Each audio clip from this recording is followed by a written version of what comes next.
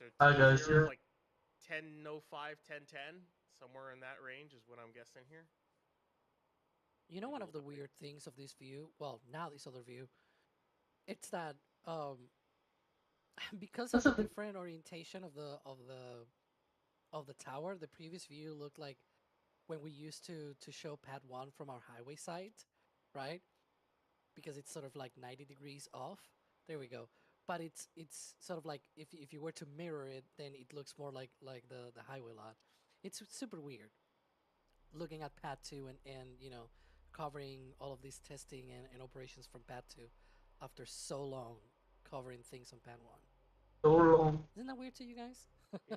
it's weird. It's a little weird. Yeah, and looks like so the reclaim vent is basic. It's more or less off, and those locks bleed vents, which are basically the new OLM vent, is off. So I would I say like they this. are into Match. at least full Um, load on booster. They're loading both on booster. Ship is not into load yet. That'll happen when they turn off that tower vent. And my guess is they're going to load both props at the same time. I don't think they're going to do staggered start times because of how quickly they can load stuff these days. There's no reason to stagger the starts like before. They're for ship. They have four pumps for locks and CH4. They have four pumps for both. For booster, they have 5 pumps for locks and 4 pumps for methane. So they can basically start load on both at the same time and finish at the same time. So uh, the next step is going to be booster frost, and then we'll have to see how far up on booster the frost is before ship engages or something along these lines. So we're just kind of paying attention to that now. Yeah, it's just to me. Again, I love my rockets. I love the technology in them, but we're looking at this whole base, this system down there. The trades that are down there, the steel workers, the crane operators. My goodness, the pipe fitters for this thing. You look at that maze of lines going in just to get this vehicle to the proper, propellants and commodities that it needs, and all at cryogenic temperatures. that was Guys great. don't like cryogenic temperatures. That these work is just a tribute to that whole team. Alex, I'm going to shoot this one towards you. As we're talking about, we got a wet dress rehearsal test here, and it looks like we're getting some frost going, so that's a good sign. Do you think SpaceX would build a separate static fire stand for the boosters so they don't have to go out to the pad every time to do a static fire and test the boosters? The problem with that is that you know how big that launch mount is. That's how big you will need a static fire sort of area to be. You will need a similarly big flame trench. You will need a That's similarly big sort of set of ground support equipment and things like that. You will need a lot of things, right? And the problem is Starbase is not that big. Like if you look at the footprint of the Starbase launch site, it's quite incredible that they were able to fit 2 pads on that little footprint. Because it's just this is a giant rocket. It needs giant uh, ground support equipment, and yet they Sleep bigger and better on a new Sealy mattress from Bernie and Phil's Memorial Day Savings Event. Buy a Sealy Posturepedic Plus mattress and get upgraded to the next size free. Pay for a queen and sleep on a king. Choose from 5 USA-made models designed for comfort and support. Plus, with any qualifying Sealy purchase, receive up to a $200 gas reward along with free professional delivery, setup, and removal of your old mattress. Upgrade your sleep with a new Sealy Posturepedic from Bernie and Phil's. Or something like the B1, B2 test stands at Stennis, which tested the S1C and the green one. And what the funny thing about those is super heavy is like 2.5 times the power of that of just the S1C. So you might have to build something bigger than that. Like, so again, you're back to the thing of, well, you just basically have to build a launch mount to withstand it. So you might as well just use the launch mount. That's kind of where they're at this point. That's how powerful that booster is. And that was from Noel Westrom. Thank you very much for that question. Kind of a follow-up to this from Falk Busher is wondering, static fire stands, what kind of testing facilities will they have at the Cape? Ryan, if you So may take that one, please. so the to start, they don't. They're not going to have any. Basically, maybe at 37 they'll build a trench or a pair of trenches with the catch towers. But to start, they're going to do it S37, S38 style.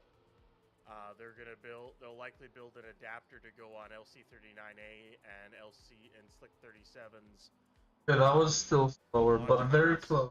And hook and make an adapter to take the two split QDs, bring them together, and static fire the ship on the launch mount. That's basically what they're going to have to do to start. They don't have a separate stand built, and from all indications they aren't starting one anytime soon. So that was quicker. We're going to see a ship on a launch mount. I just don't know when or in what form that's going to take. That would be interesting. It's like after Ship 36, how they were able to cobble together those launch mounts for Pad 1 was quite the awesome engineering feat.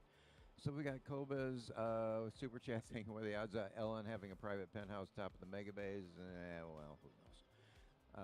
Not gonna go there with that one.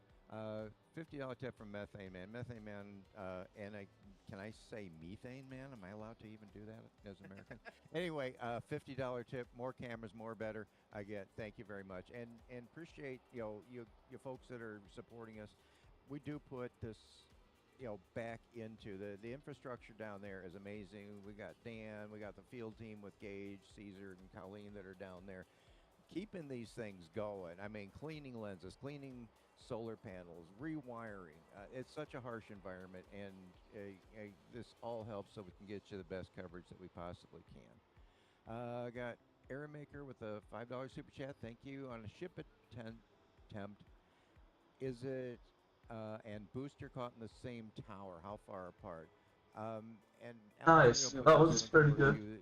I don't think they would do in a single orbit. Are they for a ship?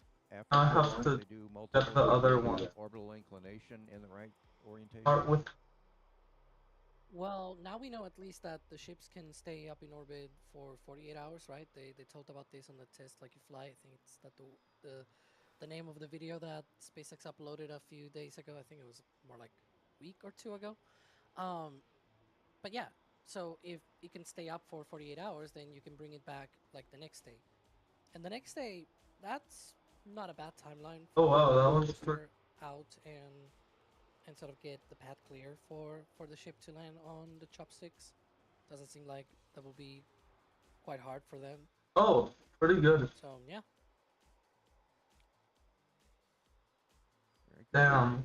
First one of Gregory got something to store, maybe a patch here. Thank you. Oof, this one's really slow now. C. Rogers, 450. Hey, this is so cool. $10 super chat. Thank you very much. But watching from a Starlink at 30,000 feet. Oh, that's amazing. That's amazing. It's that you get those and you get the bandwidth to be able to do that. We got Raymond that's getting something from the store. Looks like maybe another patch here. Great. Keep those patches going. Again, get them now. If they run out, when they're done, they're done. So appreciate that, Raymond. Got Anonymous.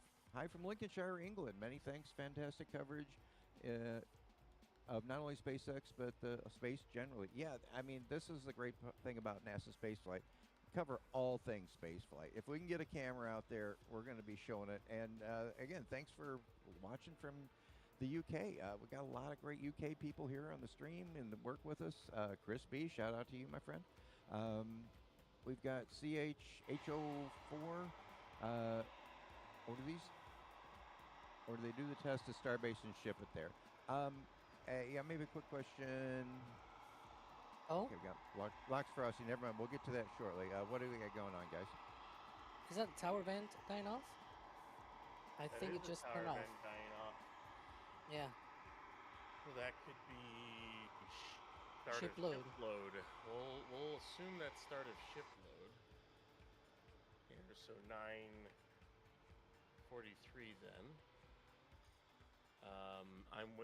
Locks Frost on boosters should be any second. It's usually anywhere between like 11 and 12 minutes or so after prop load start. That is if we could have also gotten the exact start of prop load wrong, but you know, it's kind of guesswork on watching some of this stuff. Yeah, real quick here. I kind of follow up to the other question. And Alex, maybe I'll ask this one to you. Before they ship the boosters and ships, on the barge to Florida, do you think they'll do? What kind of testing do you think they'll do before they do? Well, that was Before they ship the boosters and ships out? Yeah, Well, I mean, are they going to do testing on them, or to what extent? the booster could at least be like just cryoed and get engines installed. Like in theory, you could just test it on the pad, just like they did this past week with Booster 19. Like you could test it out there, and I can see already frost on Booster 19 now at the base. There we go. That's Lox Frost. But yeah, so the booster could in theory just have a cryo at Starbase and then get shipped out to the Cape with the engines on. The ship will have Barely to touch. basically do the entire thing. So cryo and static fire testing and be basically almost flight ready when it ships to the Cape, because again, there's no any ship engine test stand or anything like that out at the Cape.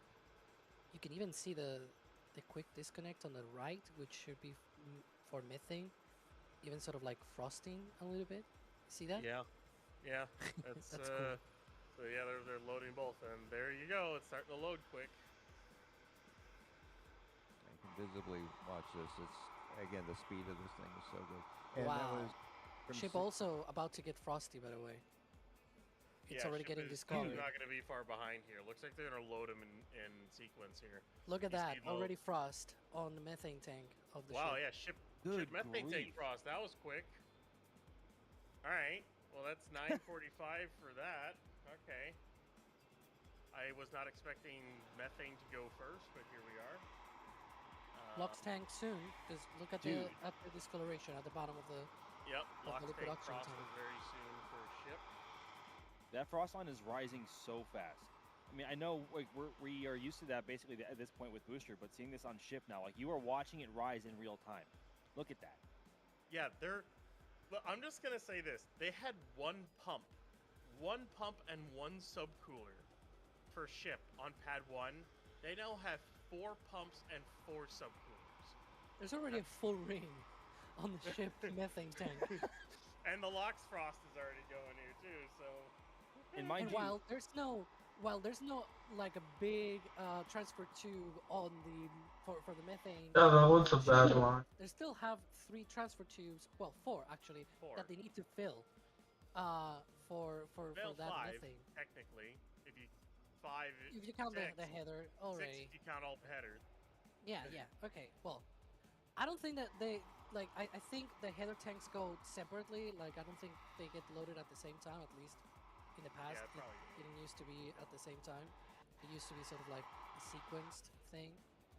But yeah, and just as an idea for propellant flow rates that we're seeing in here, at least on the booster side, we've been able to calculate roughly a 700 gallon per second flow rate of propellant through both BQDs 700 gallons. during prop load. Yeah. 700 gallons Oh. per second. What? Space Coast Live, Marmac 31. What? Yeah, it's on Space Coast Live right now. It's Everything, got the everywhere, canopy on all at top. once. SpaceX. The Starship Transport March. It's got a canopy on top. What? We were course. talking about this. Like, Yeah, 5 minutes you ago. know. Look at that. Talk about timing there, huh? You'll Right? thank me later. There it is. Where's you'll thank me later? There it is. Okay, so I have a theory now, based on the sort of like roof shielding that we're seeing there. I think they're going to use you'll thank me later to transport boosters, and they might use just read the instructions to transport maybe 2 ships at a time. I'm not sure. That's possible. I could see that, yeah. But dude, If talk you're about only like fitting one that's- in you're only yeah. fitting This is one not just read the instructions, by the way. People in chat are thinking, Yes. no, this is Marmac 31. This is not just read the instructions. This is the older one. You'll thank me later. Wow, man, this is the crossover here between coasts. Yeah, actually, it's foreshadowing maybe. Where are they getting to? Like, where is it going? I don't know. Where are you Maybe going? they're just docking it. I don't know. Because now that's turning to the right. It don't would know. be funny if We it's. still have a full stack Annie Frosty over here at Starbase here. It would be Oh, funny yeah, if it's that too. preparing to go to Starbase. Oh, we got Methane Frost. There we go. Oh, there we go. All of the action now here. All the At things. 9:40. Dude, look 48. at this view. Man, we had. Welcome to Wix Harmony, where you and AI work together to build a unique brand. Your words become a website, one that's completely yours to define. Generate any visual, I was close, very close. tweak it, replicate the style, and drag it all into place. Let your images set the whole brand vibe, so everything looks and sounds completely. Pull, do they ever quick disconnects for this type of a test? No, they shouldn't. That's a good question. Well, actually, no. Oh, hey, look, the new vents, the new RCS thrusters are venting Yep. out of their ports at the bottom of the F Nice. flaps. There are those going. Under the flaps. Yeah, that's funny. I think Roger. I think that to answer your question there, so the countdown will be aborting. I don't know at T-minus 3-4 seconds at that point, and at that point in the count, both the SQD and both twin BQD should still be attached to the booster, and that's the whole point of a wet dress is that they abort the countdown just before engine ignition. I mean, they might. Well, no, maybe. You know what? I'm not sure. I don't think they will, just based on the order of timelines that we have become used to and what seems to make sense in terms of operations here. But we might see them pull back They've and never- retract it. Actually, no, they can't because they have to detank. They've never done it on a wet dress before, but Yeah. they did do a retract test on the old booster QD on pad 1 way back on like booster 4. While it was still loaded with cryo. They may have done it on booster 7 as well, but they have not done it on this pad, and Yeah. I don't really think they need to be honest. There's no reason to really do it. I mean, just do it on launch day. You've already tested the retract on the booster. What's the difference with a booster? It just unlocks and goes back, you know? Dale. I hope Gav is looking and you guys are where that barge is going. Love to see it come to Texas. Just saying. Eventually. Soon, TM. Okay, so Ryan, what's next for the wet dresser here? So we got Frost going up the ship. We got Frost going up the booster. It looks like is it going both up on the locks and the methane tanks? Could you just kind of recap It where we is. are? The methane is ahead of the LOX tank on the ship, and the LOX is ahead of the methane on the booster. It's kind of a weird setup here. But I would say they're both tracking to be done by like 10:05, 10:10. Maybe. Let's see here. We saw booster LOX Frost at 9:44, so maybe about 10:15 actually, or something along those lines. They may have been a little later than I predicted, but I mean, I was actually kind of surprised at when they started ship load. It looks like they, instead of having a staggered load where they start one before the other, they kind of started both around the same time, like pretty close to one another, because like it was only a few minutes after we saw booster Frost that we saw ship Frost. I hope that's not a bad And sign. even then, we saw ship methane. If that means Frost. bad Or one. even like booster methane Frost, so it's kind Not of gonna- a weird one. I think You know why What? the oxygen tank on the ship has been venting for so long? It's been venting pretty much.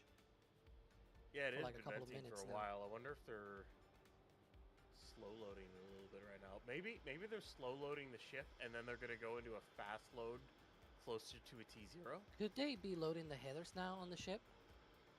Because Could be. for the previous version, what they did is they filled up to 80-85% on the main tanks, and then they will fill the headers. Oh, that was Maybe faster. like 20 I needed 15% will that, be but I filled couldn't. up in the last few minutes.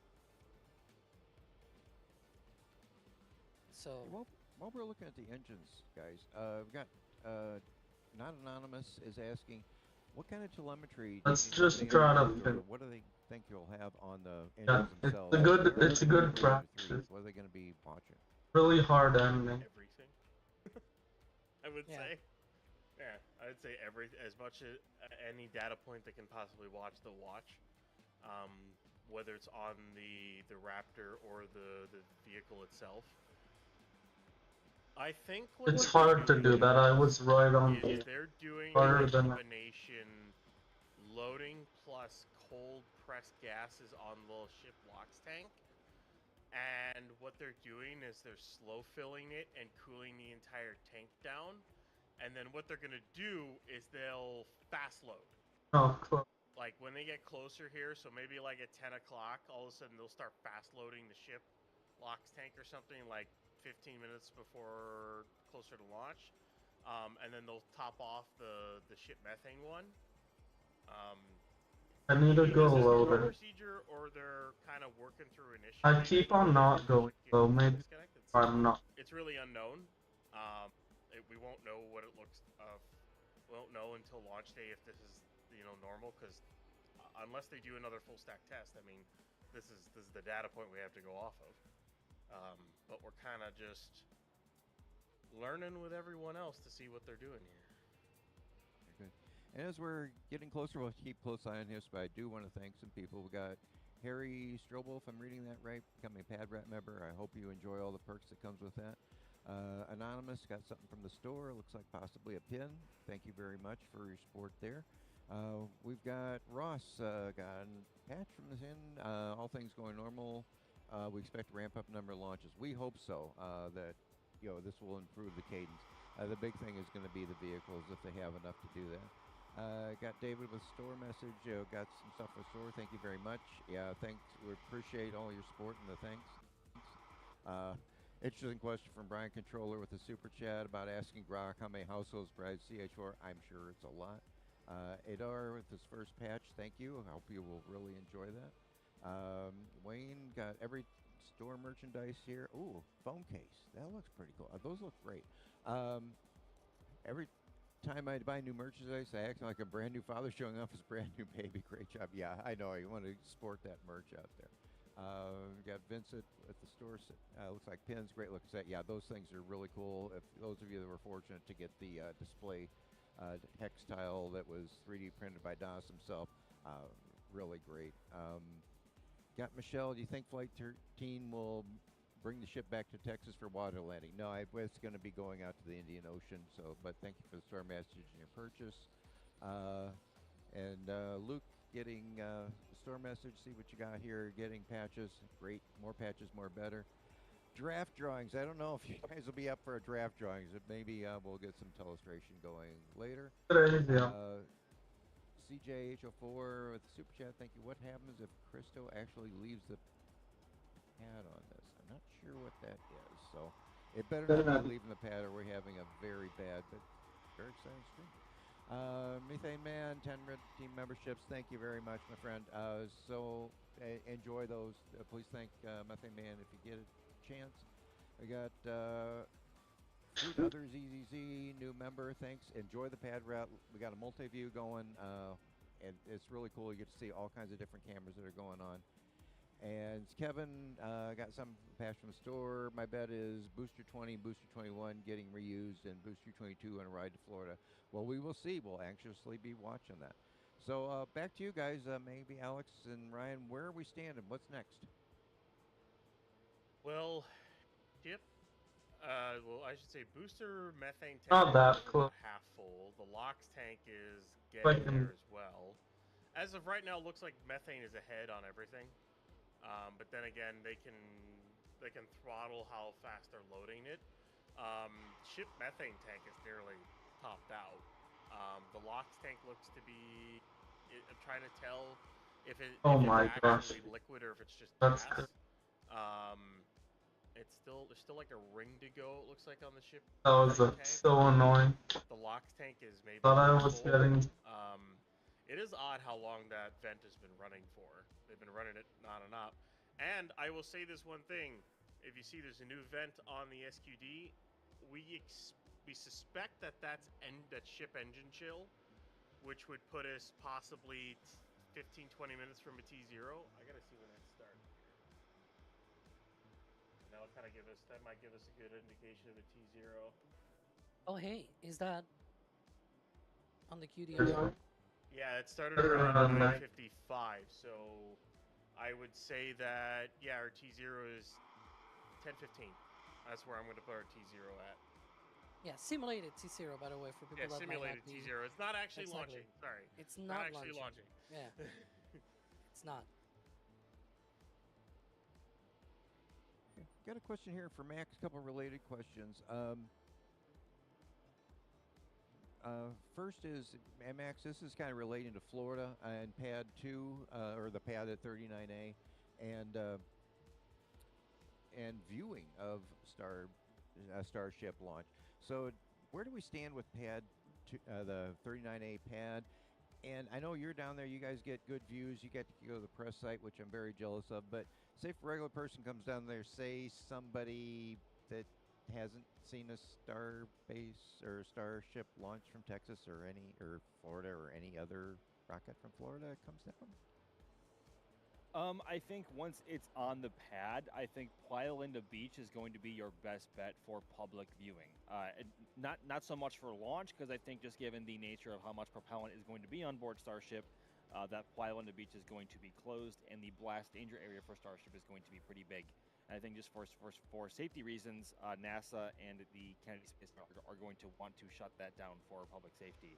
So on that front, maybe the Kennedy Space Center Visitor Complex will offer viewing opportunities from the Saturn V Center, so keep an eye out for that whenever that happens, hopefully by the end of the year. But elsewhere, maybe the top of the Max Brewer Bridge or anywhere really along the road in Titusville along the Indian River will always be a great bet for 39A. It is among the it's almost the most northern pad at the Cape, only bested by LC-39B, which is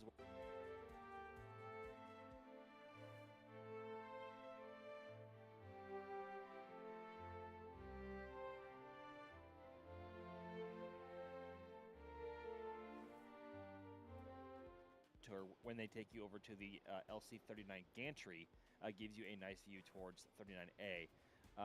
But launch is going to be a tricky one, because as long as you are, I say it's going to be tricky. It might not be tricky because Starship is so big and the exhaust plume is going to be so prominent that there really isn't going to be a bad view for it.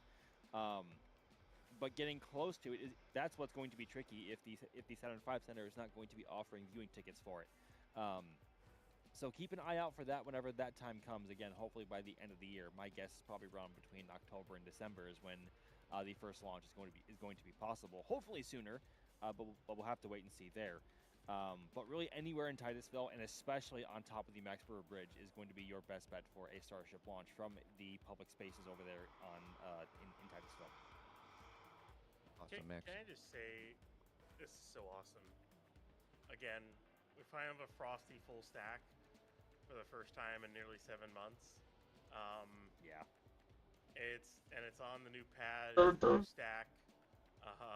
Some of these views have been utterly awesome. Like this one, it's like, oh yeah, there's the ship engine chill running off the QD, and here's booster methane tank like 2/3 full of methane. That's a lot of methane, by the way. They're making good progress.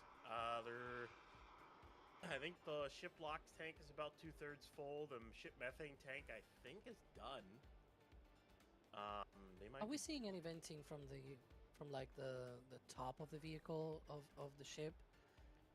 Is there any header tank vents over there that we know of? There should be one, but the car might be in the way. Yeah, it is in the way. A quick Those question for usually you are guys. loaded last. I know that. Those might get loaded in the next 5 minutes. I think I see a drone up there.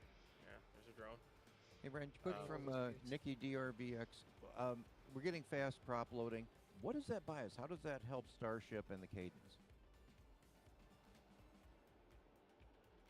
Well, fast loading. The quicker you load, the more dense your prop can be because you're sub chilling it.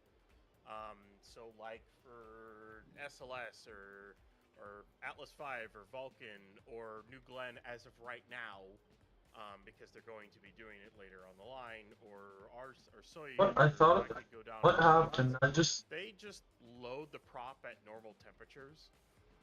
They don't sub-chill it. SpaceX sub-chills it, like with Falcon 9 and of course with Starship.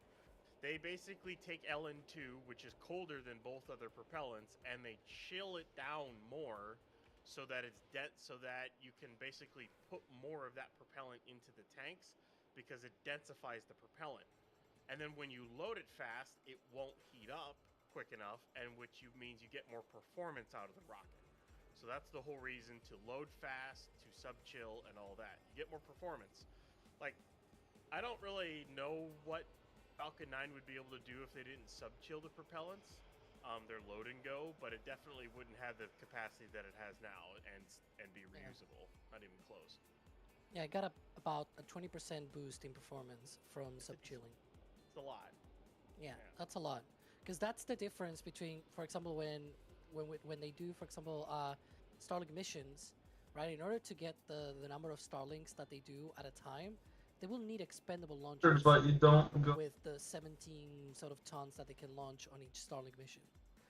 Because that's basically about 20%. That 20% difference, extra boost in performance, basically, it's what allows them to be able to return the booster on those super, really heavy missions. Or, in the case, for example, back in the day, they used to do a lot of GTO missions, right? Launches of communication satellites to geostationary transfer orbit.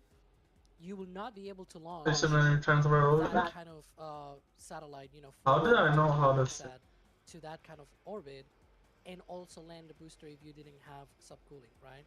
It gives you quite a bit of performance upgrade. Now, it's a little bit different in Starship Super Heavy because you also have a lot of How do you do? boost from the methane as well. Bro, it was. It is true that they do cool down the RP1 on Falcon, but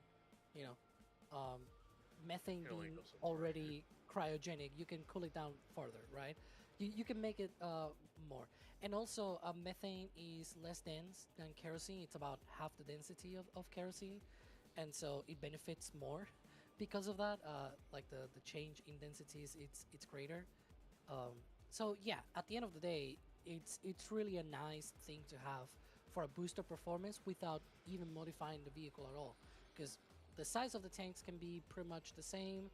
You just change your ground support equipment, and that's what we'll see, as you hinted at.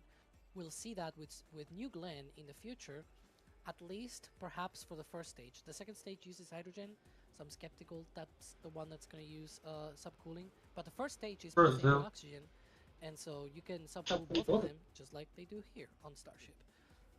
Liquid hydrogen's already pretty cold. Yeah. You in theory could subcool hydrogen. You just need liquid helium for that. It's a really complicated method, and it's not easy to and master. It's probably not worth it in the long run. Honestly, you already get a lot of performance out of GS2, with it being a hydrogen upper stage as it is, and I don't really see any benefit trying to do that, because trying to use liquid helium and liquid hydrogen, because you basically would have to either sub-chill it with subcoolers or try to bubble the helium in the hydrogen to cool it. That's just, you're asking for extra complexities when I don't really know what the performance gain would be. Oh, they moved the flaps. Like, oh, yeah. 2 minutes ago. So that will be, yeah, at 10:05. Yeah, that's our T minus. So they're tracking then 10:15 as their simulated T0.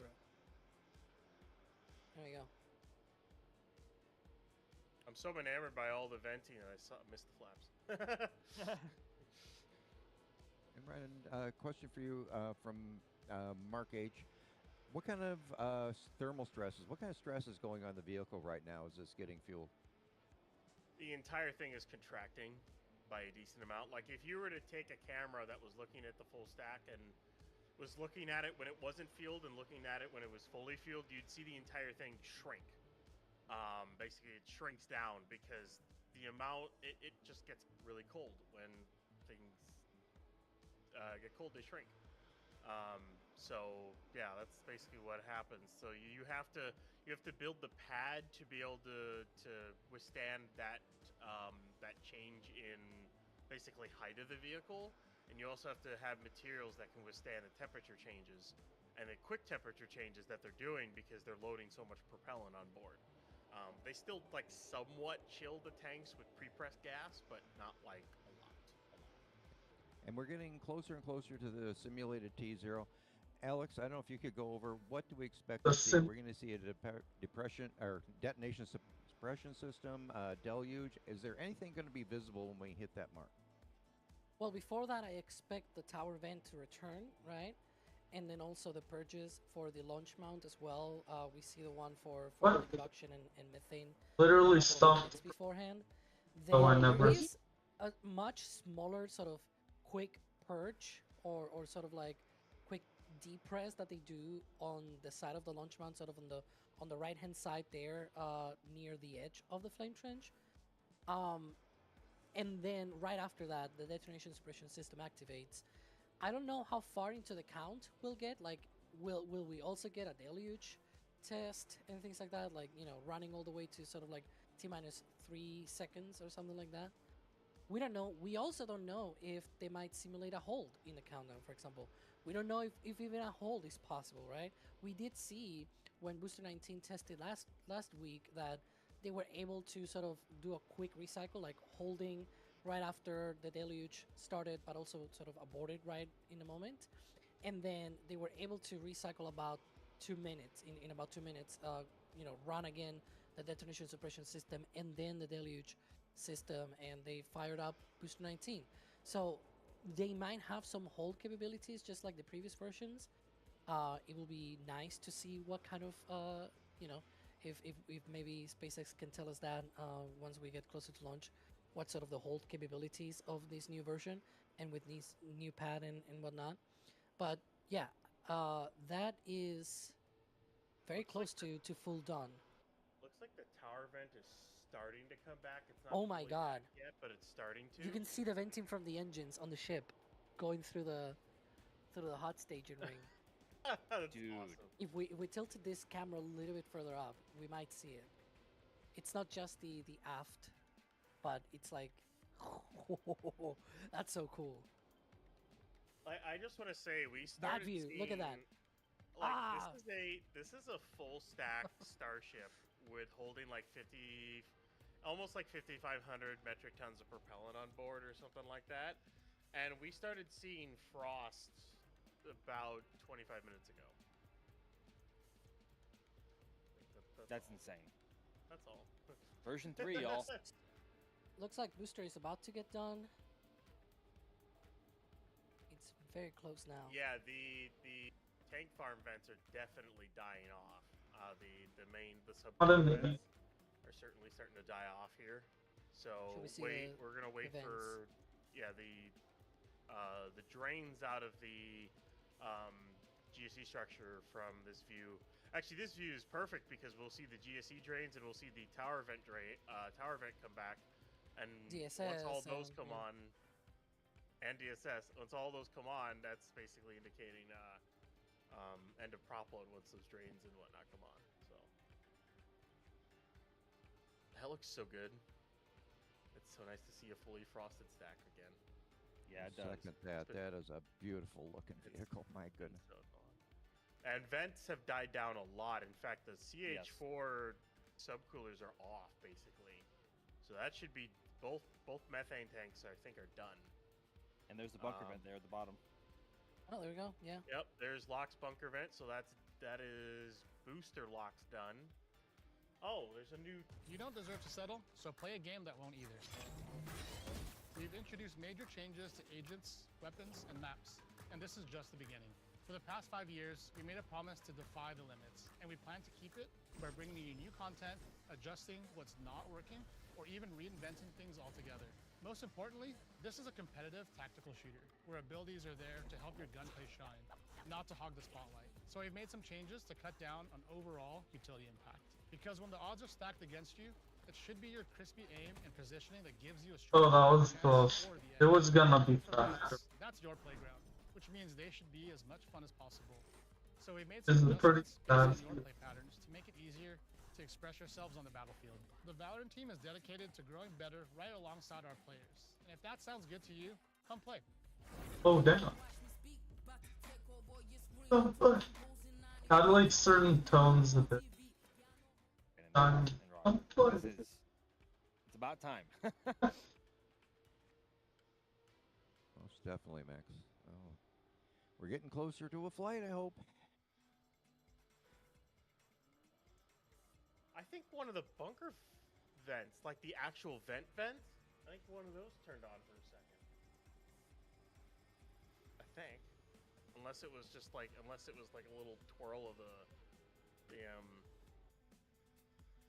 condensation there. Maybe.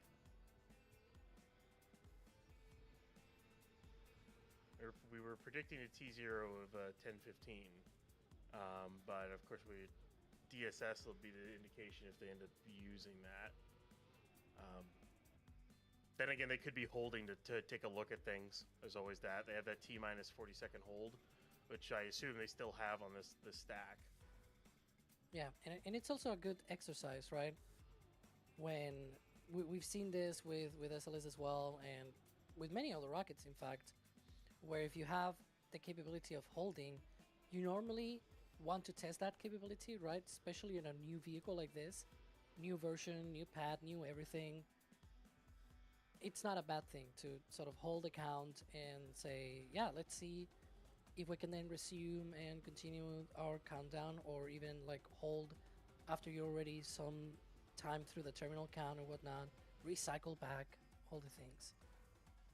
But I would say that based off of when the drains went and everything else, and when they finished, I would say that the T0 was about 10, 15 or so, at least a targeted. And it looks like they were going to hit that. But I think they're holding to kind of just check some stuff out because, as Alex was just saying, brand new everything, so they're probably looking a lot of things over. Maybe they'll try to do like a simulated abort and then restart and recycle or something if they can. I might have been. Exactly, because if it were to happen on an actual day of launch, you want to also be trained, and your people, have to be trained as well. And what better way than to do it with an actual vehicle that is out there on the pad right now, right? Tower event. Oh, there's tower event fully back, so draining that off.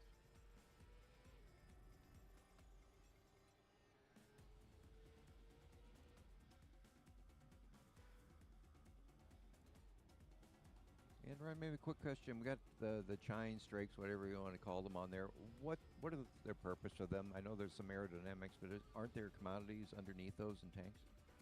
Every single gas commodity that's on that vehicle is in those chines. Plus batteries, plus flight computers. Basically, everything needed to run, like pneumatic valves or spin start the engines or ignite the engines, or even help bubble, or even help kind of press the tanks, especially pressing the landing tank and all that stuff. All that stuff is stored in the chines and COPVs, composite override pressure vessels. There's a ton of stuff in there. So you're talking like gaseous, methane, oxygen, nitrogen, probably some helium on board. There's no more CO2. That got deleted off the vehicle. That doesn't exist anymore on Starship anymore. With the engines basically exposed now and no internal stuff like that, they don't need the CO2 anymore. Oh, TSS. There we go. Let's see if they do the deluge. That wasn't gonna be, but it was gonna.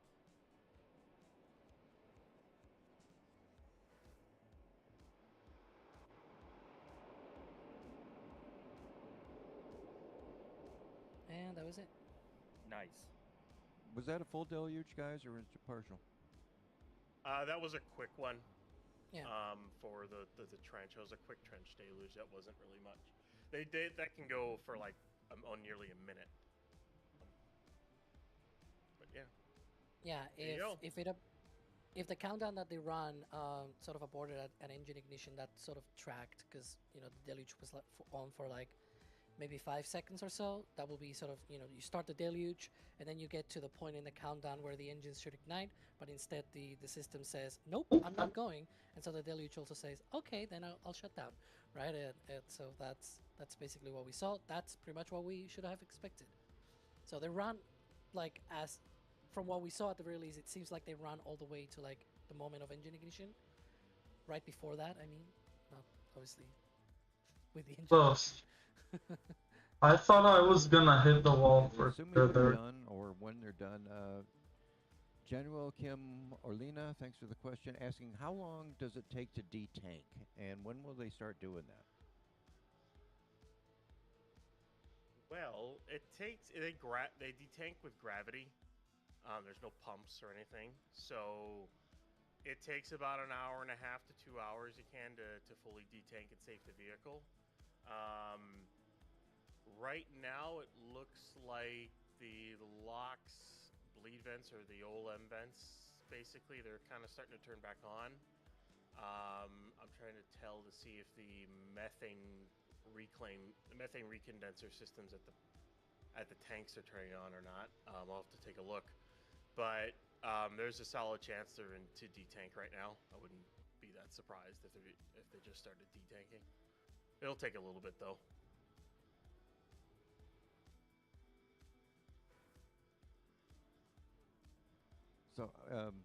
So once they detank, then I believe we'll start seeing the road closures creep up to where they were, and then it'll take a while till they can get people to the pad. Do we have an estimate, maybe Alex, on how long until after detanking and after this test, we'll start seeing people return? Maybe anywhere between an hour Close. and a half to 2 hours. Even after detanking, it takes a little bit of time to get all the way out there, right? So we'll see. We'll see how long. I predict though that we're gonna get quite a backup of traffic as they sort of roll those dens over to the to the long side. Yeah, and a Just like bunch the of other tanks day. probably. Yeah, and tankers and everything. Yeah, because after this, they're gonna have to restock that tank farm and get it ready for launch. And Brian Allegren, if I'm pronouncing that right, would they ever do a spin prime with a full stack? I mean, you could spin prime the booster. There's just no real reason to. They wouldn't spin prime the ship. I'll just tell you that they'll never do ship engine testing stacked on a booster. That's asking for an explosion. That's what that's asking for, especially at sea level. So yeah. All right, well, we're watching for frost to recede and possibly detanking coming up here. I want to thank some few people here. Got Nick Class, store message. You got a patch, great, and buying one for a pin. If I got a pin, apologize for that. Yeah, pins are awesome. Christian, happy late Mother's Day. Yeah, happy late Mother's Day to all of the mothers out there. Thanks for everything. We appreciate it. I'm glad you got something from the store. Got Chasm's got more store. Looks like patches are going fast, guys. Thanks for the support. Appreciate that. D Molden 8 super chat. Thank you very much. And until there's an operational second pad, is there an option for both a booster and a ship catch? I think we covered that. Yeah, they could catch both on here on what we call pad 2. It's just, I mean, the ship's not coming down immediately. They need to test long duration orbits. I mean, this thing has to be up in orbit for weeks, eventually months, and possibly years. So yeah, it's not going to come right down. Plus, you have to have the orbits line up so it comes back off for the tracking. Because if you go cross range, if you do that in Kerbal, you know that takes a bunch of fuel. We got a store message from Jeff. Looks like I got a hat. Oh, those hats are cool. I love those hats. Thank you for getting that. We've got Alex explaining probe and drogue. Yeah, that's okay. We won't go the rest of that then, but yeah, that's a neat system. I mean, you can go back to the Apollo days when they did that. There's lots of cool stuff on how complicated and all that was involved. At least from that, I've seen a bunch of YouTubes on that. It's a tried and true system. Proto Netto for a super chat. Thank you. With the damage to the chines, I think what you're probably referring to, there's some open gaps there. Those eventually get bolted in. That's one of the reasons that they'll take the vehicle back down to the production site, and they'll be buttoning those up. We got Mocha Live 8800 for new member Padrack. Great, enjoy the close perks. one. There's a multi-view going on now for the members that can see. Got a bunch of cameras going, so that's one of the things you get. We got a store mattress from Anonymous. Thanks for the great coverage. Hope you got something good. Patch looks like. Lots of venting now. Go ahead, Alex. What are we seeing? Yeah, it seems like we have now depress, right? Yeah, we saw a really huge venting from the methane tank there, blowing into the tower. That was cool. And we see the drone as well up there. But yeah, we were wondering whether they were detanking or not. We'll see. That But, yeah. that wasn't a short deluge. That What was do an you mean that wasn't- aborted. That was an aborted deluge. I think. Why do you say that? That was way too quick to be just a short one. The more I look at it. I put the times in the back channel if you want.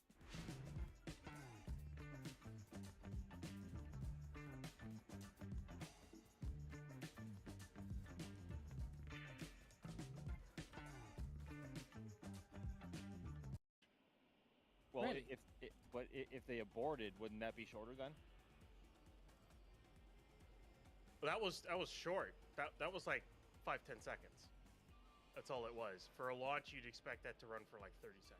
So the times that I have here is that the depress of the OLM, sort of what happens at T-minus 40 seconds, happen at 10:18:00 a.m. Then the DSS, the detonation suppression system, activated about 16 seconds later. 16 seconds after that, the deluge activates, and then 5 seconds after that, the deluge depress vent activates, which essentially disables the deluge. It ran for 5 seconds, basically. Yeah, which is way too short. That seems like an abort to me. Not a. I think that's what I would expect if it were to shut down at engine ignition. But I don't know. Who knows? Maybe it's an abort. Maybe they plan to run it that quick. But I hope it's usually not they've never run it that quick unless that they've aborted it. They never run it. That's the point.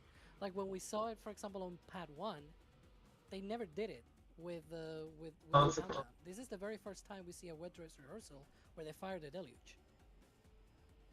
That's true. So we're not used to seeing this being run this short No, I was gonna. while, simulating a countdown.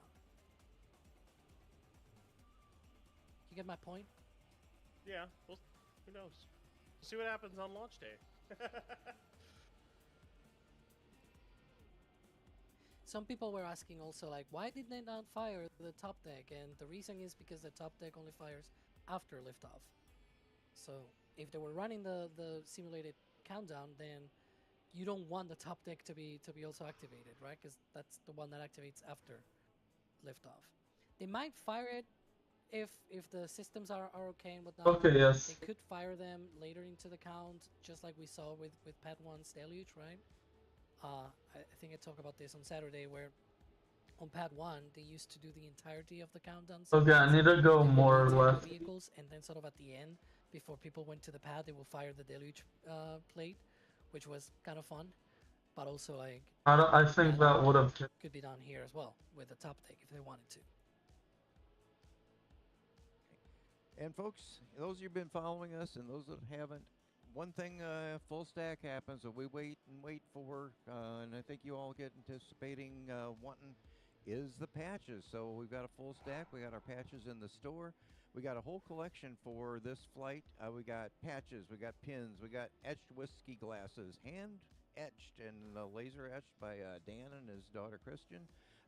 We got T-shirts, hoodies, baby stuff, kid stuff. I think that's great that we got that. For the little ones, we got stickers and sun shirts and all kinds of mugs going there.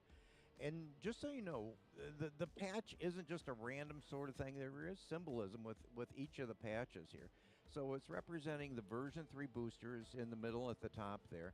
And then below that is the Methalox. The methane exhaust is so unique. It has these mock diamonds. And if you ever get down there to see a launch, you can see those with your naked eyes coming out there. It's just a beautiful thing and just a force of the mock airflow or the fluid flow coming out of there. You got the new launch tower there on the left. And then on the right, you've got the legacy tower. So pads 2 and pads 1 in one patch. You also got the mount and the flame trench coming out there and the exhaust deflection. So if you've seen the static fire, that's really cool and really interesting how those things come out now with the new deflection down there. So we're looking forward to it. I know the team's down there. I know Max is down there. We got Caesar, Gage, and Colleen. We're working to set up cameras, trying to figure out the best angles for when this thing launches to bring it to you. So check out the store. Got lots of good stuff out there. Not only, for Flight 12 here, we got a bunch of cool stuff. I can't recommend the Hawaiian shirts high enough. Those are so cool. I love my Hawaiian shirts. So hope you'll check that out. And back to Alex and Ryan. Alex, what's happening right now? Could be detanking. That's our guess right now. Yeah, you can see. It looks like they're definitely detanking now, and you can even see the deluge depress running right there. So they're depressing that system. I see some people also confused why they didn't retract the quick disconnects, and those retract at T0. So again, if they stopped, say T-minus 5 seconds in their countdown, simulated countdown, right? Then it's not happening. That's the thing. Things that are happening after that point in the countdown are not happening. Bro, I'm looking So you at. didn't see engines firing, or the top Why is it deluge so much harder when? activating. Also, of course, the quick disconnects don't retract. And similar thing for the hold downs. I mean, the hold downs wouldn't be able to retract, I think. So yeah, because the full vehicle is sitting on them. So. And we got Max out in the field. Max, you had a good view. Where are you watching from, Max? Yeah, so as I said earlier in the stream, forgive the wind noise if any comes through. It's just some clouds came through and it suddenly got very windy here. I'm currently over at the Rocket Ranch outpost, about 3.5 miles from the pad, and Gage and I currently have a couple of feeds sending from here. From a more distant perspective, here you go. This is a classic shot here from a perspective that you could expect from an angle like this. But I do have to say, importantly, that we have to thank the folks at the Rocket Ranch a ton for them allowing us to be here this morning, and also I think that hit. launch attempts, and also hopefully for this Awesome. upcoming one as well. And also that launch tickets are available on their website right now for anyone to purchase and get a front row seat to the action for Flight 12 whenever that does end up happening. Either later on this week or next. That is all dependent on the results from today. But you can watch from here as well. Just go online to their website and get your tickets for yourself. It is a phenomenal place to watch. It's a literal front row seat. I mean, we are about as far away from the pad as we normally are in Florida here. So. The only people that are closer than us here are the actual SpaceX employees at the factory, but obviously we can't go there. But this is a wonderful place to go watch, and you can as well. So feel free to check them out. Good grief, I can't talk. Feel free to check them out on your own as well, and grab a seat for yourself, because this is a truly it's a phenomenal perspective. Yeah, you said it, Max. Yeah, I get to watch from our other spot, but I've seen one from Rocket Ranch. They have an unobstructed view to the pad, which is really great. I mean, you see everything there. Close. They put on a great. I think they have a food truck there. They bus you in from a remote location. They bus you out. Again, shout out to Rocket Ranch. It's just a great place to see it. And the cool thing about when you're there and anywhere if you're watching. when this thing goes, you see it all the way through hot staging. You can see the orange, well, at least on the version 2, is the orange coming out at the hot stage. You can see the booster thrusters going on as it does its turn back, as it burns. And then you have to make a decision. Are you going to watch the ship go, or are you going to watch the booster? I tend for the booster, but yeah. Again, shout out to Rocket Ranch. They do such a great job. I'm going to thank a few more people here. We got Randall. Glad to have the cadence picking up. Got something from the store. That's great. Yeah, we're looking forward to more flights, more better. Got Infinity Tech becoming PadRat member. Hope you enjoy that. It's got a lot of good perks. Like I say, we got a members multi-stream that's available. We're gonna have lots. You have access to photos and other streams that come out, and lots of good stuff for the membies. I can't pronounce that. Looking back, a thermal coating bottom is super heavy. Isn't using this same paint or coating as Falcon 9. I don't know, Ryan, if you know about that coating that's in the bottom. Any ideas on what that could be and what it's for? It's definitely not the same, but Not- continue, Ryan. As I say, it's not the same, but it's just a paint. And Ship is gonna get it on its aft dome as well. It's just I don't think it's gonna have it fully on this flight. Maybe the next flight it'll have it fully on.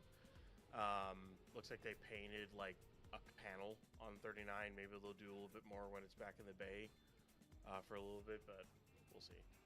I just want to say I've been trying to recycle, looking back and back and back at the deluge here. And one of the things about the system that happens is when an abort happens on the deluge, when you have a gas generator problem, you see those two vents between those two large tanks, at least one of those or both of them will activate during like an issue with the gas generator because it's trying to bleed off gas off the gas generator. So that it looked like those activated slightly alongside the massive pressure release. So that could have been a gas generator hard stop abort on the deluge right there. But it's really hard to tell from a really long range camera. But either way, I think they had a full deluge abort. I don't think that was at all planned to only have it for 5 seconds. I think that was a complete abort of the deluge system, which isn't great, but they've had them before.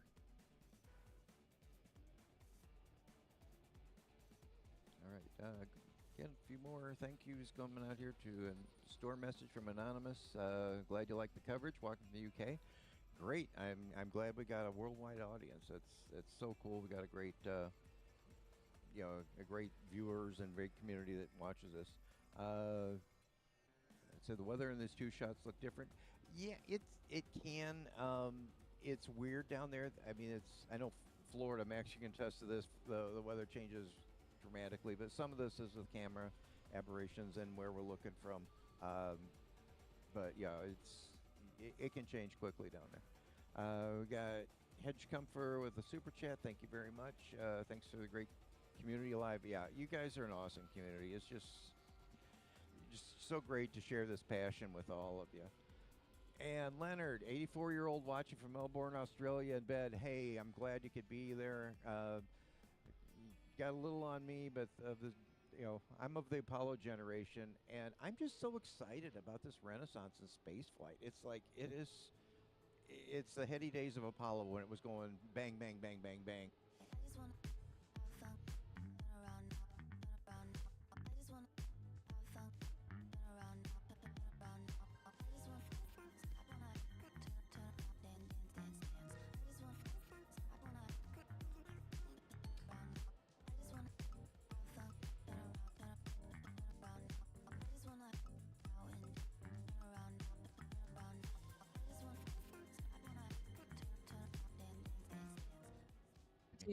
Yeah, a good majority. So obviously they try to reclaim as much as they can. They lose a little bit to boil off for the oxygen. They lose a lot less for the methane because they have the reclaim system, right? The oxygen Close. levels vented I off. was gonna be faster, I will but I guess had to. basically like 15% of the oxygen maybe gets lost, which is not small amount. Like it's a lot of liquid oxygen when you think about it. but the great majority, on the other hand, you have maybe like 80% to 85% of the oxygen can be, reclaimed and sent back. The methane is probably lower. I would say maybe they lose about 5%, if not less than that, because they have a really good reclaim system. That's why they have a recondenser system on the pad, right? Um, some of it might get lost with venting and whatnot, but the majority of it gets reclaimed. So yeah, if you do the math, it's still a lot, even though it's a small percentage compared to how much they can reclaim. In terms of absolute numbers, it's probably like a couple of 100 tons, maybe 300 tons Oh, of stuff. oxygen. Yeah, plus Thank you. all the nitrogen as well that they need to use for subcooling and all that stuff. But yeah, Thank you, Alex. That's great. We got Isaac. I love you guys so much with the store message. Hopefully, it looks like maybe a pin you got there. Can't wait for Perfect Flight 12. You and me both, and everybody else probably here. We can't wait for Flight 12. Forward. Oh, Trust stuff. Ryan to dampen the mood. No, Ryan's great. Ryan's always chipper. He's the most upbeat person here. I'll attest to that. Smoky Outpost becoming a Pad Rat member. Great. Enjoy the stuff you get with that. Anonymous store message. Looks like got a patch. Appreciate the support here. Appreciate from Robert coverage of the wet dress rehearsal. It's our pleasure. It's our passion to do this. We got a great team out here bringing this all to you. Thanks for buying something from the store. John, we love you guys. Hey, we love this community too. Thank you very much for supporting us with the store. Got Jeff, favorite patch design so far? Yeah, we got a lot of cool patches. This one is really neat. I like it a lot, and it's hard to pick a favorite from them. Maybe Alex, I'll go back to you with this one. Alexander with a store message, but look, a pin here. Do we generally, when we get wet rehearsals and things like this, do you have any idea when they might might actually announce a launch date from SpaceX? I wouldn't be surprised if it were to be like later today or tomorrow, right? Some sort of tweet saying, full stack test of Starship version 3 complete, targeting X day, pending regulatory approval, something like that. Like I can already imagine it, right? Because we've seen it before, as you said. We're used to this sort of thing before, so it could be something like maybe later today, maybe tomorrow. We'll keep an eye, of course. We'll share that on our social media. We'll be here for future live streams as well, talking about it. Definitely many other places where you can just stay all tuned into everything. But yeah. All right, and we got Terry store message. Did you get the whiskey glasses? Oh, great. Those things are cool. It said perfect for an old fashioned. Oh yeah, I'm an old fashioned forever. But yeah, they're suitable for soft drinks and anything you would like to put in them. And we got anonymous with store message. New patch, tops of last. I'm glad you like it. They're great there. Let's see what we got here. Amy, following on with Ryan, I'll shoot this one to you. What's next? What happens to these vehicles? Are they staying there? Are they going back to the or to the production site? What's going to be happening? So both are going to go back to the production site, and based off of views from RGV, that there's SVMT. That was possible. It's pretty hard when I'm. He's not ready at all. I have a distinct feeling that 39 is gonna Harder than Massey's because of a possible engine swap before they did the wet dress. I don't know what they would do with it at Massey's. I don't know if we would just get like a static fire or spin prime or what. But but I think it's a decent possibility that 39 is gonna make a little trip out there, and then come back to possibly get payload then before it goes back out to the launch site. So with that, if that's the case, and with the delay to the wet dress, I'm almost certain in my confidence in saying the 15th is not happening. I don't think the 16th will happen either, especially if 39 has to make that trek. And then basically I would go and I'm looking at maybe the 18th is my guess as when they would probably hit it, as for a possible launch. But of course, we'll have to wait and see what SpaceX does. But as of right now, I think That's not gonna work. They're both gonna have to go back. B19 still has to probably get its FTS and then some Chine work, and then 39 might have to go for a ring around the rosy again. Very good. Gonna start jumping here. Got a couple questions going. Let's get our thinking caps, our prognostication caps going on. What's happening down the road here? First, Ryan, we'll start with this. Exotic Space Shuttle is wondering, what's the status on the future vehicles? We got Ship 40, I believe, and Mega Bay 2. Where are we at with the upcoming ships, boosters? Any idea what kind of configuration? Any HLS stuff that's going to be in that? Well, 40 is finished cryoed and getting ready for a static fire. 41, the transfer tubes rolled into Mega Bay 2 this morning. And then basically, that just needs its aft section after that, and then it's a fully stacked vehicle, and then give it a couple of weeks before it's ready for cryo. 42, I don't think it's got its payload bay yet. And then there's, of course, 43.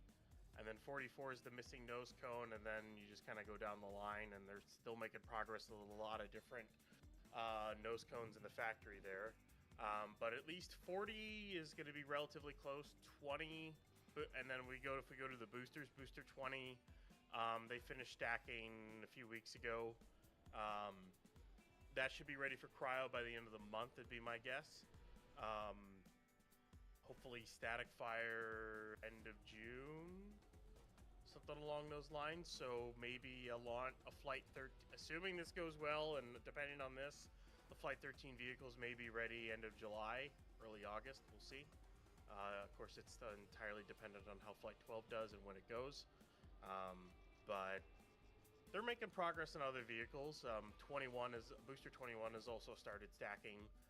It's only the first two sections though, the common dome and the section below it, but waiting on the next sections to continue to roll. And kind of a follow-up here from Nick. Will the tanker ship be extended? Is it going to be longer? Is it going to be, taller than the current ones? That's an interesting one, because when you for a tanker ship, your fuel is your payload.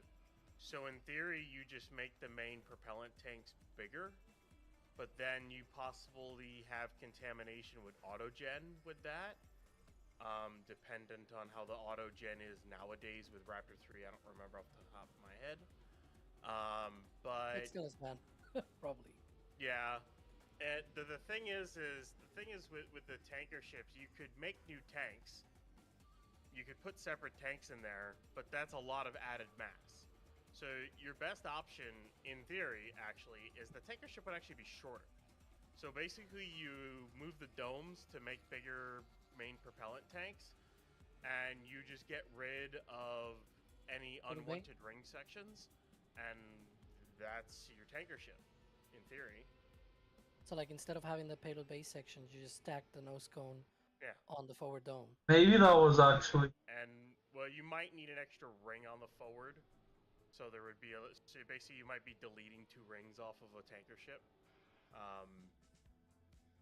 But who knows? Not until we won't really know what it looks like until we see one. The problem, because I've seen a lot of people always suggesting an extra set of tanks. There's also the problem that how do you load that extra set of tanks? They will need to be connected to the main tanks, perhaps, so that then, since we're looking at the ship quick disconnect, because if they're completely separate, then you need a second QD arm on the tower to be able to load that separate set of tanks.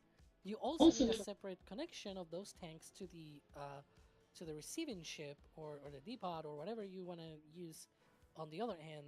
Like, it's just such a mess when you can just use the base ship. You load everything through the quick disconnect.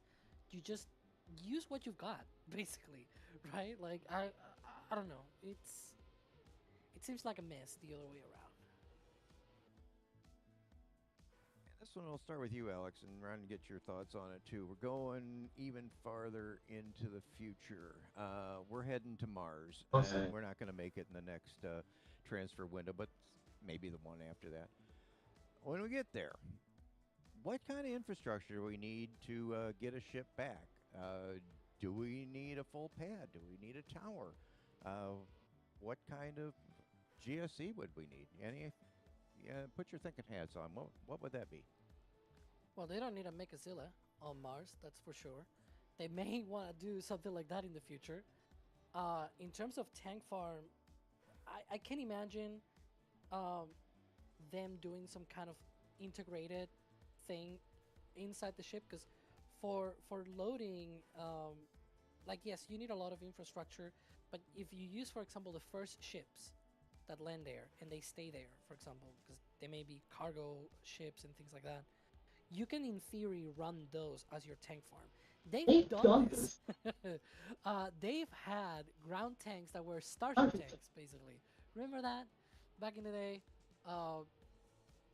But this will of course be on Mars. It will be. I like working with IT Support RI because the staff is always terrific, and it just makes my job and my life here so much easier to be able to work with folks like that. I've worked with Paul and Nick for over 10 years. These gentlemen are local, which I really like. If there's a problem, they're here, they're quick, and these guys are sharp.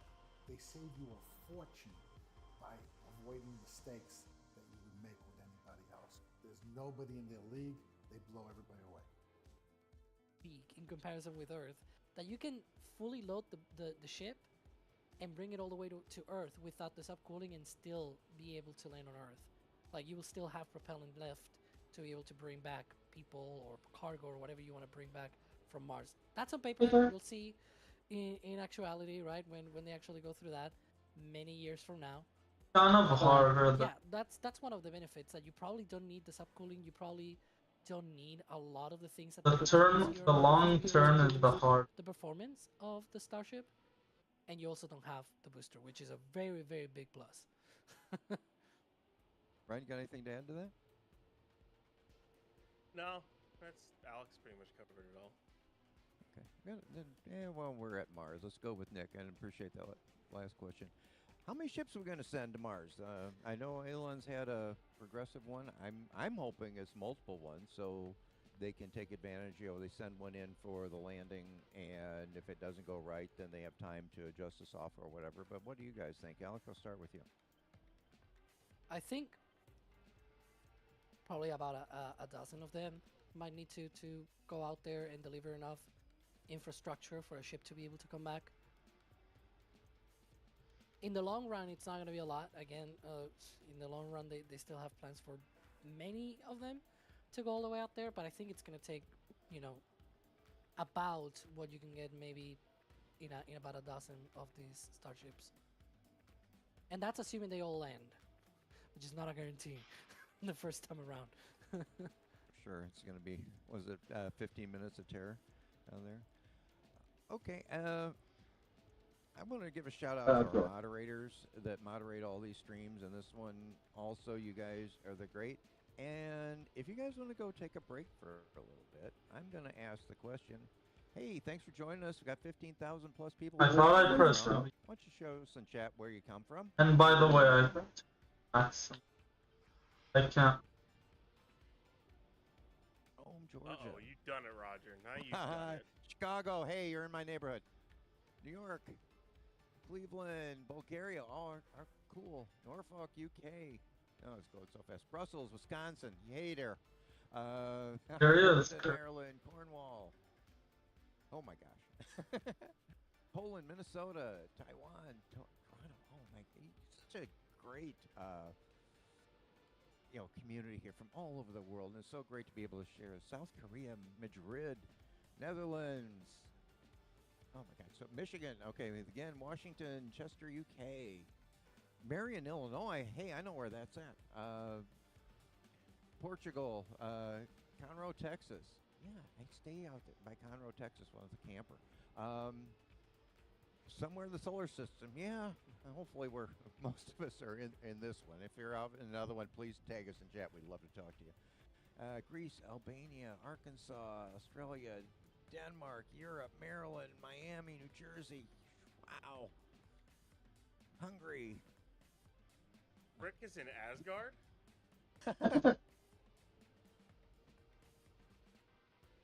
France, Louisiana, London, Mozambique. Wow, all over the world.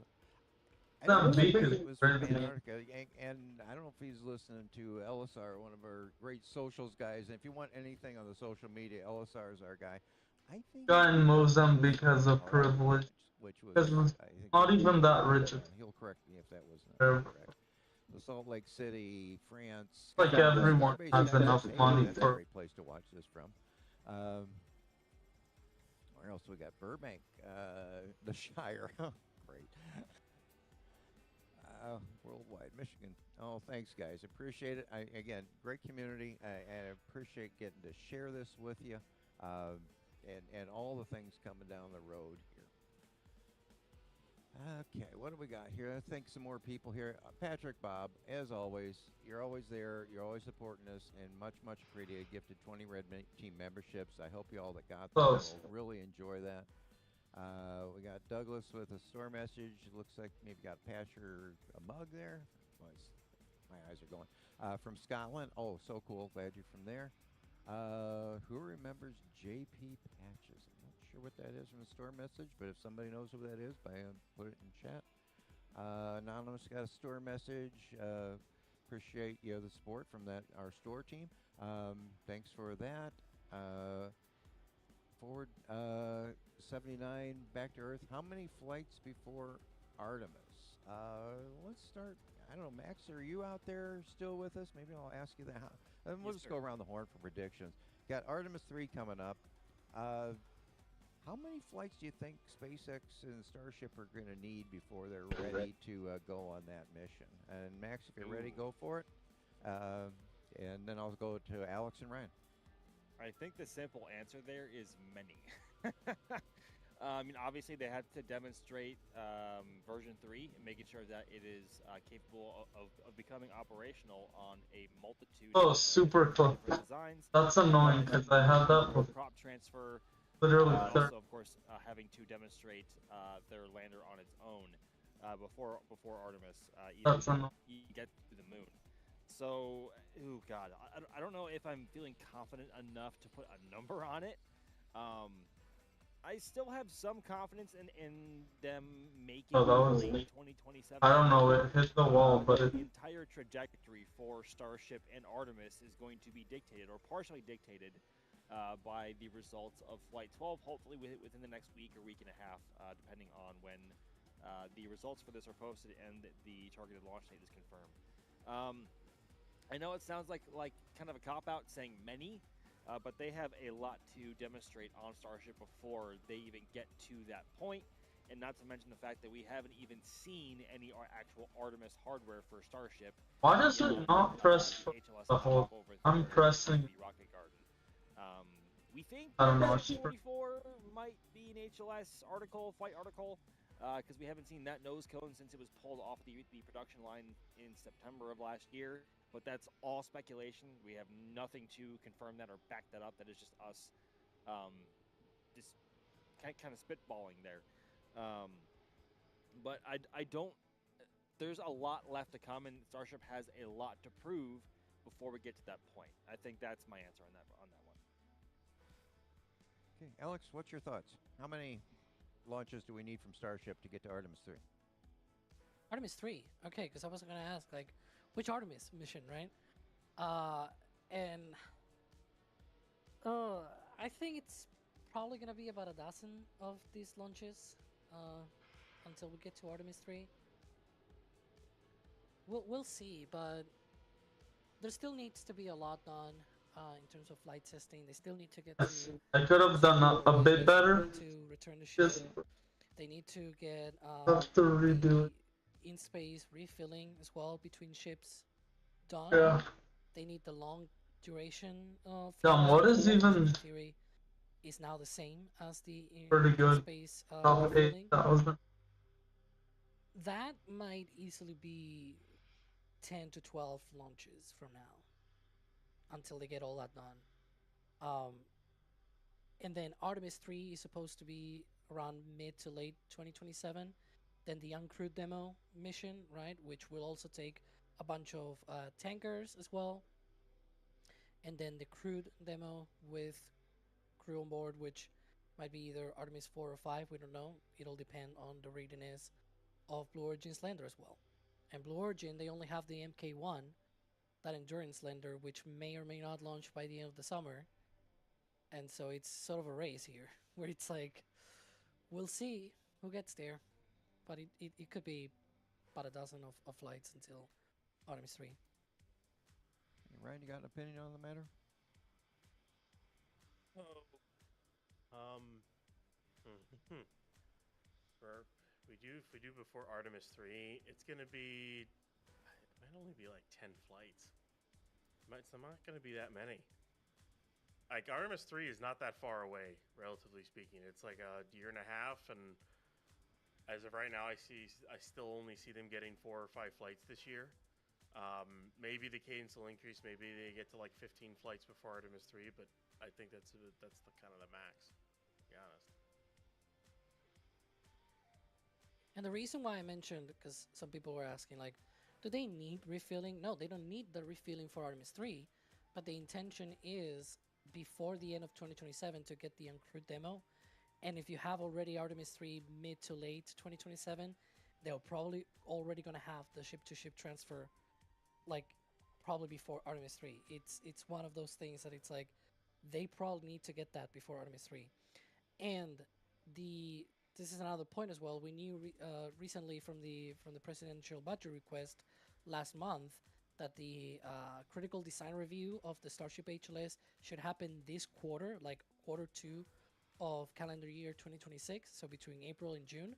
So don't be surprised if at any point we get some kind of post or update about it from SpaceX saying we officially closed out the critical design review. Here's all the things that we've been working on and things like that. Like, I wouldn't be surprised if that sort of thing were to happen soon because of that, because it's a major milestone. It's when they go from, doing all of the design process and everything to now starting to bend metal and weld things together. They have already done, they already got started in October, in fact. I don't like this. Test I'm gonna end this. I'll be back. Then I might think of a new strategy. Things that they're getting there. Because I don't really like this strategy. Yeah, I didn't catch when the box fan started, but I'm gonna guess that was probably like sometime like 6 in the morning or something along those lines. This is